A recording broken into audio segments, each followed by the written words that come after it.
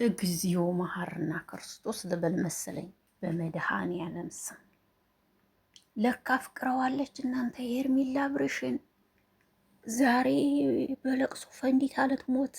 ወይኔ ከዚህ በኋላ አንቺና እኔ መገናኘትም የለብንም የመጨረሻችን ቪዲዮ ነው ሲላት ፈንዲት አለት ሞት።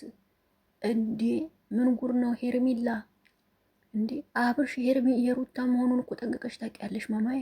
እንደዚህ የምትሆኝ ምን ሆነሽ ነው? እምባዋ እንደ ጎርፍ ወረደ። እግዚኦ ምን ጉር ነው? እኔ እኮ ፈርቻለሁ። ሲጀመር አትል መለጣጠፍ ምናምን ነገር ጉድ ያመጣል። ይሄ መለጣጠፍ አያችሁ፣ መጨረሻው ይሄ ነው። እናቴ አብርሽ አላፈቀራትም ሲጀመር ሄርሜላን። የምሬ ነው የምነግራችሁ። እሷ ናት ያፈቀረችው። ይሄው ሰበረሽ። አርፈሽ ለምን አልተቀመሽም? እሱም ያፈቅረው የሚወደው ሩታ ነው። ገባሽ? ሰላም እንዴት ናችሁ? አይን አለም ነኝ። ለዚህ ቤት አዲስ ከሆናችሁ ቤተሰብ ሆኖ አብራችሁ ላላችሁ አመሰግናለሁ። ሰላም ፍቅር ጤና ከእናንተ ጋር ይሁን። እንዴት ቆያችሁ? እንዴት እሱ አላችሁ? ባላችሁበት ዓለም ዳርቻ ሁሉ ሰላማችሁ ብስስት ይበልልኝ። ዛሬ ሄርሜላ በእውነት የእንባ ጎርፍ ማመን ሁሉ ነው ያቃታት። ማመን ሁሉ አቃታት ማለት ነው። በቃ ማመን ሁሉ ነው ያቃታት። እውነትህን ነው ወይ እስከምትል ድረስ ማለት ነውና አምና መቀበል አቃታት። ነግረንሻል ሲጀምር ተይ አትለጣጠፊ፣ የሰው ባል ጉንጫ አይሳምም፣ አትተሻሽ፣ በኋላ ፍቅር ይይዝሻል ተብለሽ ነበር። አልሰማም ብለሽ ነው እንጂ ይሄው መጨረሻሽ ሆነ። አየሽ አይደል? አንዳንዴ ሰው ሲመክረን አንሰማም። ይኸው ተሰበረች። አያችሁ አይደል? ሩታ ሲጀመር አብርሽ የትም እንደማይሄድ ጠንቅቃ ታውቃለች። ስራ ስለነበረ ነው ጸጥ የምትለው። አሁን ግን ዝም አትልም። በቃ አያችሁ አይደል? ይቺ ልጅ ባለትዳር መሆኑን የልጅ አባት መሆኑን እያወቀች ነው የገባችበት። እኔ አላዘንላትም፣ ይቅርታ አድርጉልኝና እንዴት ይታዘንላታል? እያወቀች ነው አይገባችሁ አይደል? እንዴት ማዘን ይቻላል ታዲያ? ሳታውቅ ገብታበት ቢሆን እናዝን እንችላለን። እያወቀች የገባችበት ነገር እኮ ነው። እንዴት እንዘን ታዲያ? ብቻ እግዚአብሔር እርዳሽ። አለቀ። ከዚህ በኋላ ብርሽ ጣገቧ አትሄድ። በቃ አለቀ።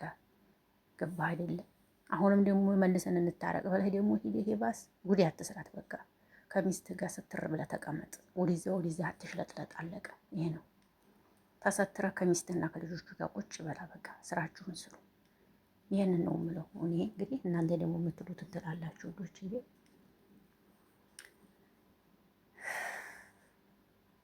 ባታፈቅረው ዴዝ ታለቅስ ነበር። ብታፈቅረው ነው እንጂ በጣም ይገርማል ከሚባል በላይ። እንግዲህ ሄርሜላ እግዚአብሔር ካንቺ ጋር ይሁን። ይሄንን ነው የምልሽ። ምክንያቱም ለሌሎቻችሁም ቢሆን ትምህርት ይሆናል ብዬ አስባለሁ። ትምህርት ይሆናችኋል። ስለዚህ ይሄ ነው። ስለዚህ ይሄንን ነው የምላችሁ ልጆችዬ። ሌላ ምንም አለም። ትምህርት ይሆናችኋል። በሄርሜላ ላይ ያያችሁት ነገር ትምህርት እንደሚሆናችሁ ባለሙሉ ተስፋ ነኝ። ትምህርት ይሆናችኋል። የሰውን ሰው ዝም ብሎ መውደድ ዋጋ ያስከፍላል።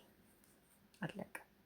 ማንኛችሁም ቢሆን ዋጋ ያስከፍላል። ዝም ብሎ የሰውን ሰው መውደድ። ይቺ ልጅ አሁን ከአብርሽ ጋር ስትለጣጠፍ ምናምን ይኸው ፍቅር ይዟት ነው እንደዚህ የምትሆነው። ሲጀመር ሲገናኙ ለድራማ ነው የተገናኙት።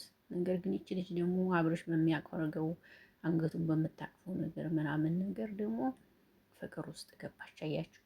ይሄ ነው። ወንድ ልጅ ቶሎ ልቡ አይገኝም እናቴ። እስቲ እህቴ፣ የወንድ ልጅ ልብ እንዲህ ዝም ብሎ የሚገኝ አይደለም። ሴት ናት ርሱ። የሴት ልብ ነው ቶሎ የሚገኘው። አያችሁ? የወንድ ልጅ ልብ አይገኝም ቶሎ። ይሄ ነው። ከባድ ነው ብቻ። ወንዶች ግን ልባችሁ መቼ ነው የሚገኘው? አይ ሴት ልጅ እኮ ስትወዱ ለምንዋን ነው ሰታ የምትወደው? ወንዶች እኮ ከላይ እያሉ ባፋቸው እየለበለቡ ውስጣቸው ማንም አያገኛቸውም። እናቴ ከባዶች ናቸው ከሚባል በላይ። አብርሽ ሲጀመር ተናግሯል። አንድ የሆነ ቪዲዮ ላይ እኔ ልቤ ለአንድ ሰው ነው ብሏል። በዛም ትምህርት መውሰድና ማወቅ ነበረብሽ። አንቺ ግን ሲመክሩሽ ራሱ አትሰሚም። እንግዲህ ፈጣሪ እርዳሽ። ያንን ነው የምልሽ። እኔ ሌላ ምንም ልልሽ አልችልም። ምክንያቱም በቃ ከባድ ነው ውዶች። ዝም ብሎ የሰውን ሰው መውደድ ዋጋ ያስከፍላል። አሁን መቼ ነው የምትረሳው? ብዙ ነገሮችን ያሳልፉ ሊሆን ይችላል። ብቻ አላውቅም። ብቻ ፈጣሪ እርዳሽ ነው የምልሽ። እኔ ምንም ልልሽ አልችልም። ምንም የምለውም አይኖረኝም። በቃ እያወቅሽ የገባሽበት ነገር ነው እህቴ። ፈጣሪ እርዳሽ። ይሄ ነው፣ ሌላ ልልሽ አልችልም እህቴ። እያወቅሽበት ስለሆነ ሳታውቂ ቢሆን ችግር የለም። እያወቅሽ የገባሽበት ነገር ስለሆነ ምንም ልንል አንችልም። እና ውዶች ይህን ለማለት ነው ብቅ ያልኩት። እወዳችኋለሁ። ሀሳብ አስተያየታችሁን ስጡ። መልካም ቆይታ ይሆንላችሁ። ስለምታበረታቱኝ አመሰግናለሁ። እግዚአብሔር ያክብራችሁ። እና እንግዲህ እናንተ የሚመሰላችሁን ተናገሩ። ማነው ጥፋተኛ የሚለውን። አብርሽም እዚህ ጋር ጥፋተኛ ነው። ይቺ ልጅ ወዲያውኑ ማራቅ ነበረበት። እዚህ ላይ ጥፋት አለበት በጣም። ፍቅር ውስጥ ከገባች በኋላ ብቻ ለመፍረድ ራሱ ከባድ ነው ወዶች፣ ይምር